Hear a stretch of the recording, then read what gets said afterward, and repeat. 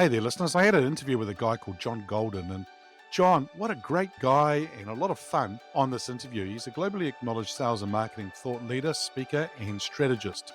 And he works for an organization called Pipeliner CRM. Now, we talked about various things, but the episode title is called Winning the Battle. And he's got a book out there and he talks about winning the battle of sales. But, we talked about leadership and winning the battle in that sense. But also he talked about always being focused, having self-limiting beliefs and what to do there. And that, some people, we need to have a mindset of abundance.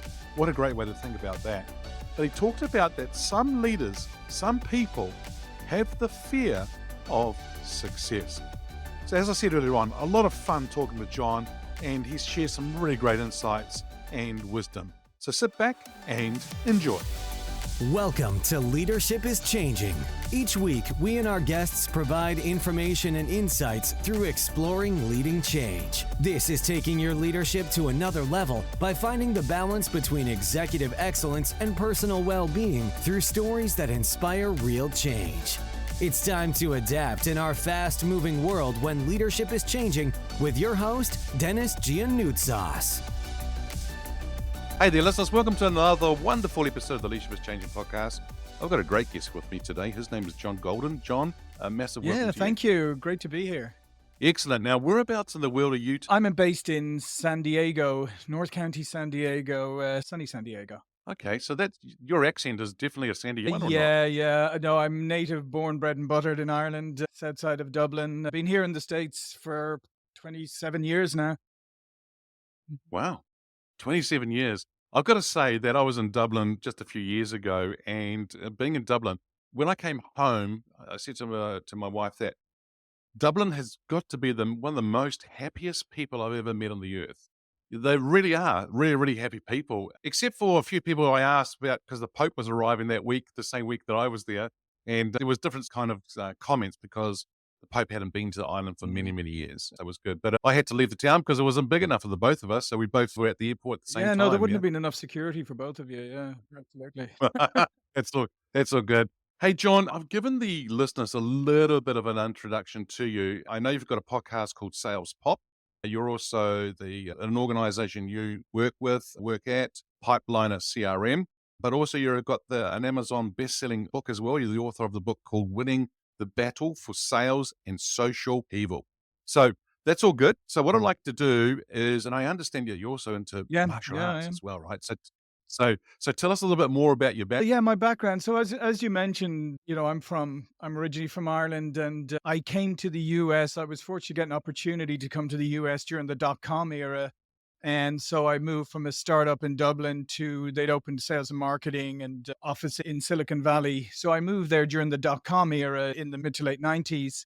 And which is an amazing time to come, to be honest. And it was amazing. And it wasn't really like moving to America because Silicon Valley is this bubble to itself. And the dot-com, it was completely insane time. And that was my introduction. And then I decided I'd come for 2 years. So that's how good my planning is. 27 years later, I'm still here. But I was fortunate enough to meet a California girl and got married, and I have a son now. And to be honest, America just gave me this wealth of opportunities that I would never have had in Ireland, to be frank. And the opportunity to be able to, I've had the opportunity to be able to work with multiple organizations. It was in Silicon Valley. I was then at New Horizons Computer Learning Centers, which is a franchisor. I was part of the franchisor executive team. I was part of an education startup, K-12 education startup in Pennsylvania. Then I was at the Mortgage Bankers Association. I ran their kind of for-profit education side, training and certification side. I was there when I knew about the housing bust about a year before most people did. And so that's why I was warned. I'm saying, if you're looking for a common denominator between the dot-com and the housing crash, it's probably me, because I was in both industries when those happened. And then I got the fantastic opportunity to take over as CEO of Huthwaite, which was a sales consultancy based on the book Spin Selling, the IP of Neil Rackham, who had done the most comprehensive research ever into sales and a best-selling sales book of all time. And I was given the opportunity to run that business by the parent company Informa, who owned lots of businesses. English company, but they allowed us to run our businesses as our own businesses. Like we just had to deliver results for them, which was a great introduction to results based performance. And then they gave me another business to run simultaneously, Omega Performance, which was credit training for banks.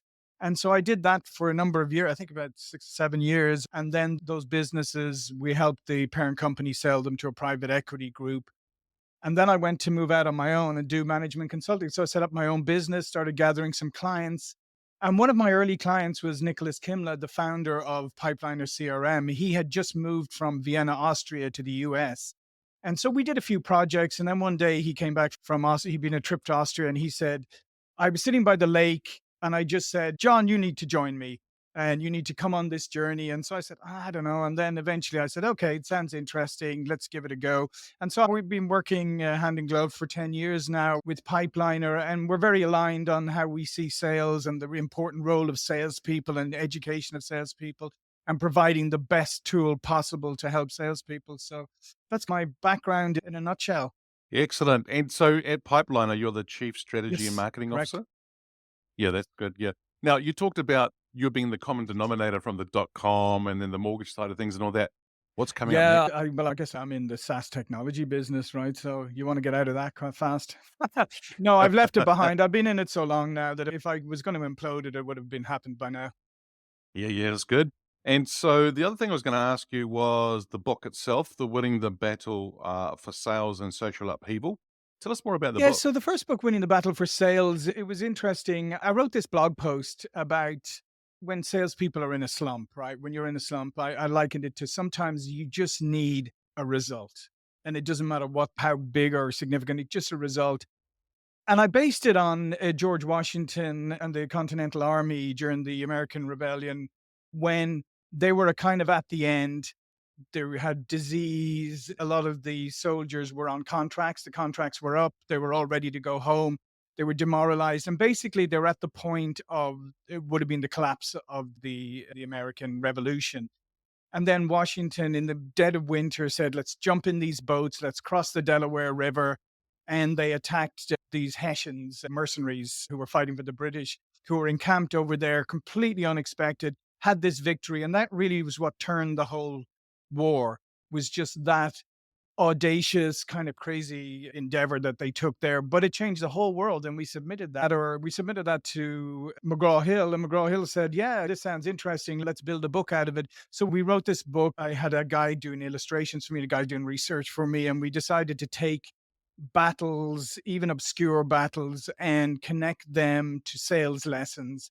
The point being, or the idea being, that ultimately you would be able to recall a sales lesson because it was associated with an incident. And that's where Yeah, the book came from. that's actually a fascinating way of looking at it as well. But I think you're right. Those stories, those Yeah. war stories or experiences, as we call it, fantastic. And then being able to relate it to people as well, pretty cool. That's a great way of doing it. Martial arts, which martial arts are you into? Taekwondo, I've been doing, I did Taekwondo in Ireland in my late teens and early 20s. And then here, when my son was born, he's an only child, and at 3.5, I thought I need him to, I want him to be able to defend himself. So took him down. There was happened to be a great Taekwondo place in Virginia, Grandmaster Mountain Kim's place. And I started him off. And after a couple of weeks, they said to me, why is your son doing this and not you? And so they shamed me into going back to it. And the best decision I ever made, because 17 years later, both my son and I are fourth degree masters. He's continued to do with me. We're now with Master On, a fantastic master up here in Vista.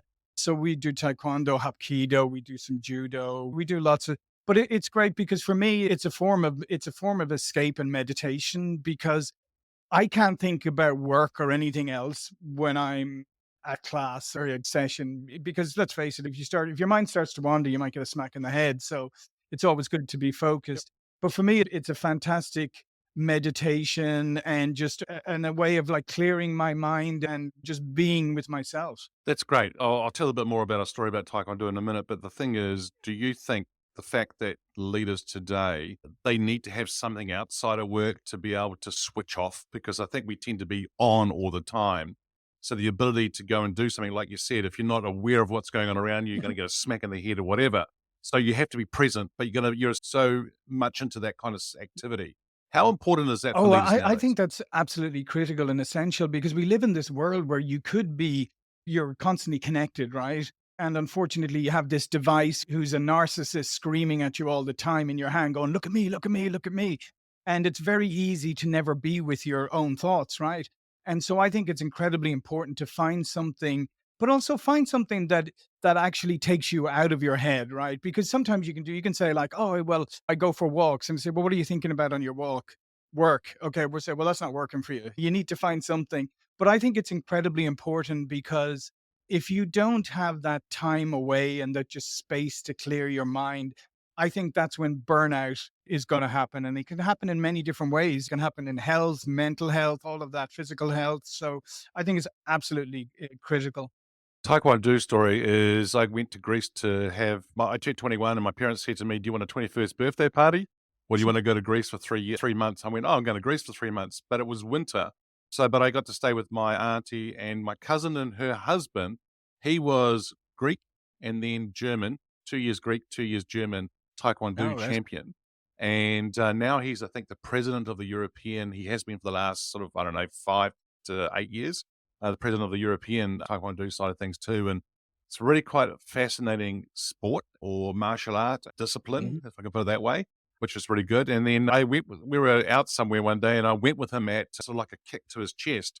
And he was like, "Where the heck did you learn that?" I went, "I've been watching you for the last 3 months. What are you talking about?" I'm going to learn something, of Uh, course.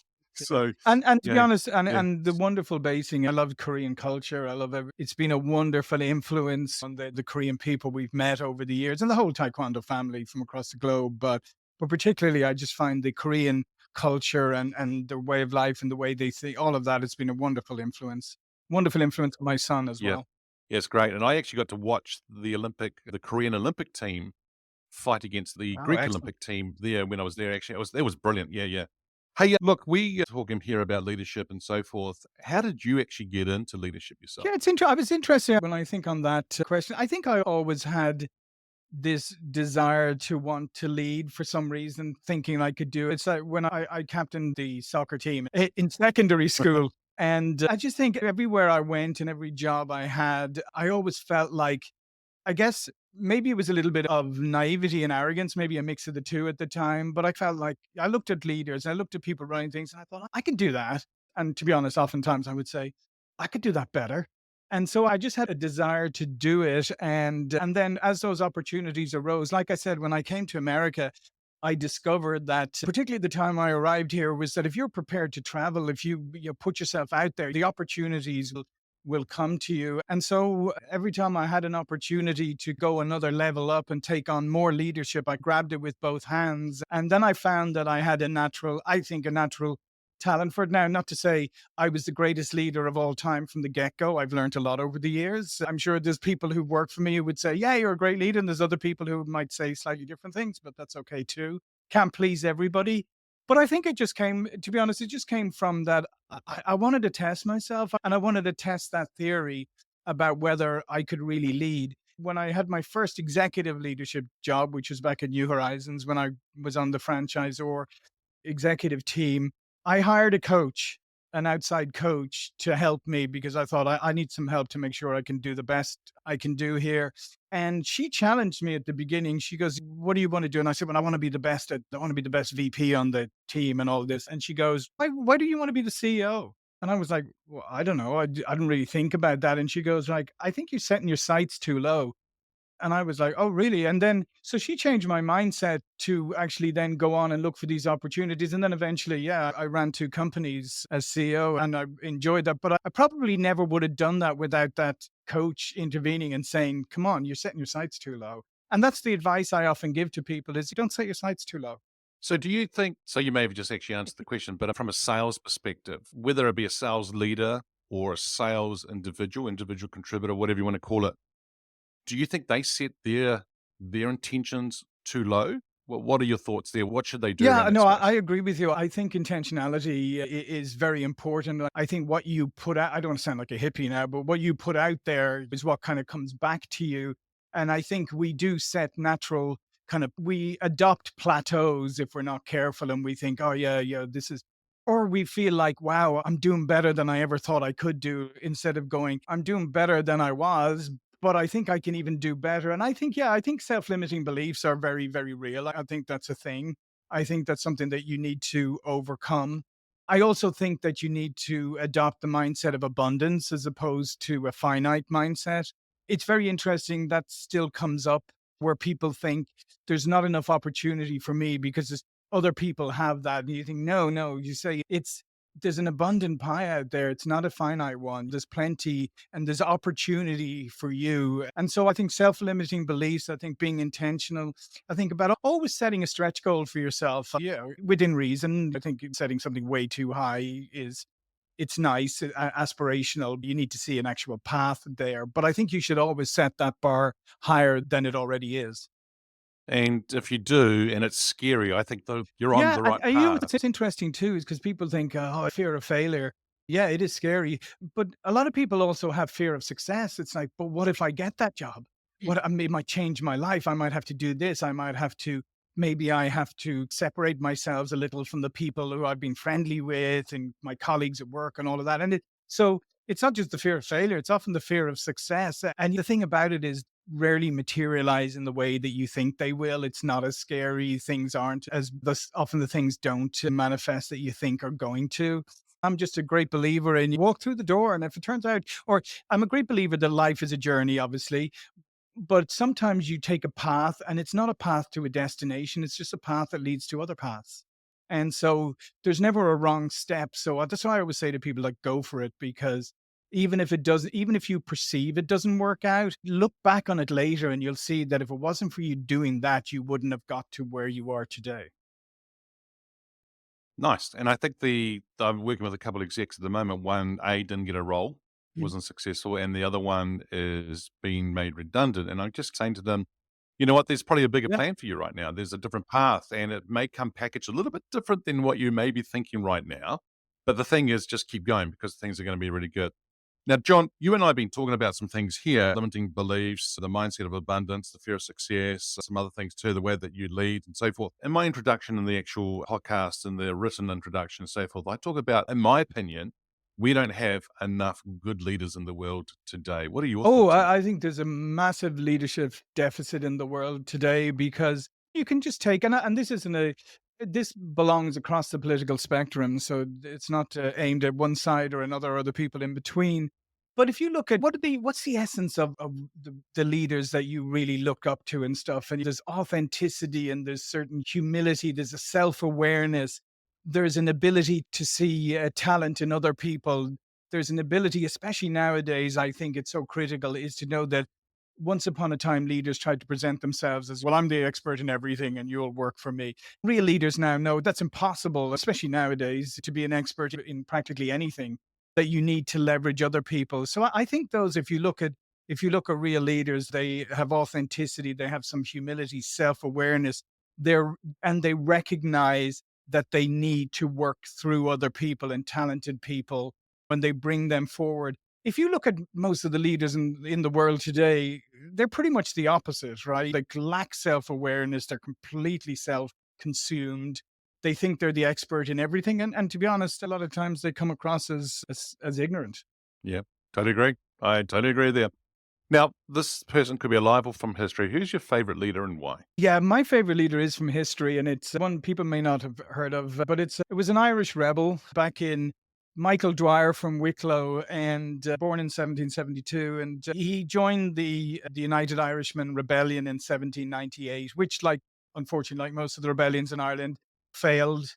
But instead of surrendering, he said, "No, headed back to the Wicklow Hills," and he and his group, they continued the rebellion for another 5 years, and they just with guerrilla tactics and just harassed the British from the Wicklow Hills to the point where the British actually built a road and some forts in order to try and stop him and get to him. Like they built one of the oldest roads, and it's still there, the military road. You can see it up in the Wicklow Mountains. But what I like about him was that he just was like, "No, I'm not giving up. We'll go back here and we're going to defend our lands and we're going to keep going." And that kind of gritty resilience and being able to against the most powerful army in the world at the time. being able to stay out for, as which we used to call it in Ireland, that's what you say, like stay out means you're still rebelling for 5 years, supported by the people up in the Wicklow Hills and his band of followers. And to be honest, he's a kind of swashbuckling character because there's great stories about his near escapes and all of that. But he's just a fascinating character because the British were so consumed with him for a while, like he was this thorn in their side. And the British Empire, they couldn't stand the fact that they had this rebel who wouldn't surrender, who was up in the hills harassing them. They said stories like, you know, they sit up on the mountainside watching the British like building something during the day, and then they'd swoop down at night and burn it and stuff and that kind of thing. And of course, he actually ended up down your neck of the woods. Eventually, he negotiated a surrender in 1803. I think initially was promised safe passage for him and his family to America, but hey, he was double crossed by the British and ended up being sent to Australia, is where he lived out his life and died. Yeah, wow. Michael Yeah, Dwyer, Michael is it, the name? Dwyer. If you and Michael were having a coffee on a park bench somewhere, would there be one question you would love to Yeah, ask him? but I think we'd probably be drinking poachine, which is like Irish distilled potato potato liquor. I would just literally ask him what sustained you through, like, how did you manage to not just sustain yourself through 5 years, but persuade people as a leader to stay with you? Yeah. Yes, that Yeah. influence, eh? It's so powerful. Yeah. Excellent. Now, the show here is called Leadership is Changing. When I say that title or that statement, what does it mean for John? For me, like I said, I think there was a time when leadership people went into leadership positions and everybody looked up to them and assumed that they had all the answers, and leaders projected also that they had all the answers. And as I said earlier, I think it's changing dramatically because I think leaders need to be extremely agile now because the world changes so dramatically. So I think that leaders need to be incredibly agile. I think they also, people don't follow you because of your title anymore. If they, once upon a time, there was a tendency to defer to seniority and title. I think people have much more of a healthy skepticism now. So it's like, prove to me that you really are all this and some. And so I think you have to have that all authenticity about you. And most important, as I mentioned earlier, I think you have to show a genuine interest in people and a genuine curiosity. And then the humility to say, like, the people that I really respect, if you talk to an expert and you ask them a question about something, and this is an expert in something, and they say, Dennis, I really don't know. I don't know the answer to that. For me, my respect level for them actually goes up because you need to have a good self-awareness, good self-esteem to be able to admit that you don't know something when you're an expert in that area. And I think that's what we need from leaders is people who say, "Hey, Dennis, I don't know anything about this. You're an expert in this. I want you to take this and you tell me what we should do." And you coalesce people around whatever ideas or projects or strategy that you have.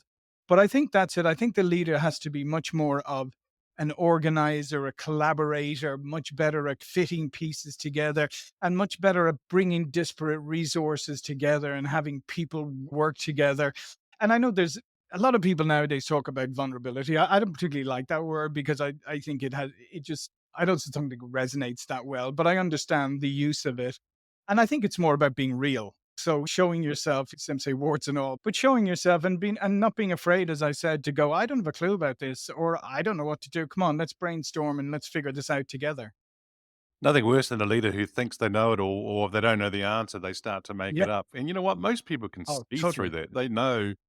Yeah, yeah, yeah. So the old BS radar would pick it up pretty quick as well.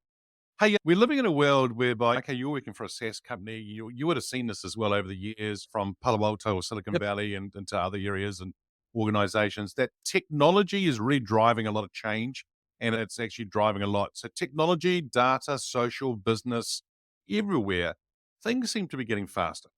Now, how would a leader successfully or be successful in this fast-paced, ever-changing world? Any thoughts around that from your Yeah, I think perspective? it's really important to be as discerning as possible because there's so much noise and there's so much pace of change and there's so many shiny toys and there's so many distractions that I think a leader is somebody who can start to cut through the noise and say, okay, these are the things that are important and these are the things that we can push to the side. Because otherwise, I think you can become overwhelmed very quickly. Technology is a classic example. We're a technology company, But do you see, oftentimes you see organizations, they just keep bringing in technology to solve problems and that technology can't solve, right? If you have an issue with, if your processes aren't very good, you can bring in a process automation tool. But if you don't fix your processes, you're just going to automate crappy processes, right? And you're just more efficient at being bad, if that makes sense. So I think that is the whole, that's the point. I think you have to really recognize and cut through the noise and don't fall into that trap of thinking technology is going to solve everything when there are fundamental issues that need to be solved first or solved in tandem with the technology. And I think leaders have to be the person with the clear vision and the ability to be able to go, yeah, that sounds interesting, but that's not what we need to do right now because we need to focus here or we need to refocus over there. The other thing that I didn't mention earlier, I think, and this is when I had my management consultancy, I called it focused revenue results, and it was all around focus. And I think that word is the most important one because if there's anything that derails an organization, derails a team, derails a leadership, is when the focus starts to expand and go all over the place, or there's no focus. You start to get distracted into other areas. Having a very clear focus, understanding where you should be staying in your lane in many ways, unless there is a compelling, really compelling reason to go outside of it. And I think those are things that differentiate great leaders nowadays. The ability to stay the course, the ability to push things aside even when they sound great, and the ability to focus on the fundamentals. The ability to stay on the course, I think, is spot on what you're saying around that focus, and because there is a lot of noise out there Oh, today, right? So, yeah, because yeah, I tell you, Dennis, I and often said people say to me, I'm sure they say to you, they go, "Oh, I'm the busiest I've ever been in my life." And I always say, are you though? Are you the busiest or are you yep. the most distracted you've ever been? Because there's a difference between the two. And I always think that I always ask them, if I stood behind you today, did an old time and motion study with the clipboard and marked down everything you were doing throughout your day, I guarantee you, you'd be surprised how much time you really have and how much time you're spending on distractions. Like, as I said, your narcissist friend over there is waving at you, going, "Oh, hey, sports result. Hey, look, news break. Hey, this." Yep. There is definitely that happening, and there's probably some listeners right now too, John, who don't even know what a clipboard is. Yeah. So if you don't, go to Google or go to ChatGPT and ask, "What is a Yeah. clipboard?" That'll Yeah. explain You'll to you. find Yeah, it near, you go to your local museum, you'll find it near a Rolodex. there you go. Throw them in there, John. They won't know what they are. Yep, definitely. But I agree with you. I think that it doesn't matter what kind of technology you have today, even with the AI side of things. If your business isn't Mm. strong, you don't have the basics, the fundamentals. It doesn't matter what you're going to put in there because it's just going to Yeah. confuse people. It's just going to be very distracting as well. Now, you and I have been talking about things from a leader's perspective, lens. If we were to change lens now and think about employees' perspective, how has employees' expectations of leaders changed? Yeah, I think that's a huge one because, like I said earlier, probably when I'm not going to pretend that you're the same age as me, but just in case you are, you're not. But our era, when we grew up, as I said, you deferred to leadership out of a sense of there was a respect. Oh, they're in a leadership position, so you deferred to them. I don't think people have that nowadays. I don't think they automatically give you respect just because you have a fancy title. I think it's something that you have to earn, and I think what it's changed is people want to know you personally a little bit more, want to know who you are, what makes you tick. As I said, that whole kind of authenticity. They want to know who the real you is. They want to know that you're a real person with a real life. And I think they want you to see them. Somebody told me this recently that in recent surveys, you'll find these results completely stunning. Is that what people wanted most is to be seen, heard, and understood. Seen, heard, and understood. And therefore, if you as a leader, if you don't see people for individuals, you don't see them for who they are, their own individual talents, their own individual lives, their personalities, if you don't listen to them and they don't, and they can see that you're really listening and understanding them, and as I said, and then trying to understand them, then you'll lose them. And I think that's the key. That's, I think, what has changed is, can you imagine when I first started working, if I walked into my boss's office and said, I need to be seen, heard, and understood, they would have said, get back to your desk or you'll be looking for a new job tomorrow. But nowadays, that is what employees want. They want to be seen, heard, and understood, and they want to know that you're a real person. Yeah, I love the way you've put it. Yeah, definitely be seen, heard, and understood. Yep, that real leader. It's so important. If you were to get your crystal ball out now and think about the future here, where do you see leadership in 5 Yeah, years? like I said, I think leadership is going to be so much about being able to corral resources and being able to, and if you like, here's another challenge. Not only today do you have full-time employees, maybe you have them in an office with you, maybe you have some of them who come in once, twice a week, maybe you have a bunch of people who are remote you never see, maybe you have fractional resources, maybe you have long-term and short-term contractors. So I think the lead of the future is the challenge is going to be able to corral all of those resources and be able to operate and make sure that they're all operating smoothly together and that you're just as able to integrate a short-term contractor into the culture of your organization as you are a full-time employee who's sitting in front of you. So I think the organizational challenges are very big. And I think the building a culture and building a team and a work ethic and all of that, when you have all these disparate, not just there's also the fact that I think somebody told me there's 6 generations in the workforce. Is at least 5 right now. I think if there's 6, then I think some people are employing child labor, but that's beside the point. But think about it. When you have that many generations, you have people who consume information differently, different ways of communicating. So that's why I think when I mentioned agility, there's no way leaders can't communicate in a fits all anymore. You have to communicate to different audiences within your organization in different ways. And you have to still have everybody able to work together cohesively, even if they have completely different working situations, like, as I said, full-time employee, virtual, contractor. So I think that agility, the ability to corral people, the ability to quickly integrate people into a culture and into your workflows. And then I just think efficiency. That's the other thing. I think leaders of the future are going to have to be the people who drive on efficiency. They're the ones who are making sure that your processes are as efficient as possible, that you're automating, that you're driving digital transformation. So you're automating all those routine and rote tasks that are a waste of time for human beings, and that you're elevating them up to be able to do more high value tasks. So that's what I think. I think you've got to be driving digital transformation. You've got to be agile, and you have to own the culture of your organization in a much more meaningful way, I think, than before, because you'll never integrate all these disparate parts unless you are driving the culture. Brilliant. Oh, wow. I actually thought you were going to use I mean, I really love the answer you just given there. I actually thought you were going to say, "Oh, I don't know, Dennis." I No, thought you were going to use that no, example, but no, my yeah, humility slipped. excellent. So own the culture, drive efficiency, digital transformation. I love it. I think it's really good, and you're spot on. I think it's definitely some areas that we're going to be looking at as leaders as well. John, it's been a real pleasure talking to you. If our listeners are wanting to get hold of you, where should they Yeah, you go? can find me on LinkedIn, John Golden. You can find me at pipelinersales.com, and you can find me at salespop.net. There you go. Well, we'll put those into the show notes. But John, it's been a real pleasure. So thank you once again for joining me.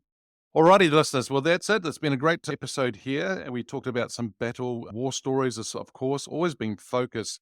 Hey, if you haven't hired a coach, you may want to hire a coach. And I'm more than happy to have a chat to you about that. But we talked about setting limiting beliefs, but that mindset of abundance, I think, is very important for us to think about. There definitely is a deficit of leaders or good leaders in the world today. And the thing here is that focus is going to be probably the most important thing that we need to think about for sure. So be the real leader. Make sure that you are being seen, heard, and understood, because that's what your employees are looking for as well. Hey, thanks for joining us. Until next time, bye for now. Thank you for listening to this episode of Leadership is Changing with your host, Dennis Giannoutsas. Each week, we and our guests provide information and insights through exploring leading change, inspiring executives and leaders to adapt and lead a bigger game in a fast-moving world.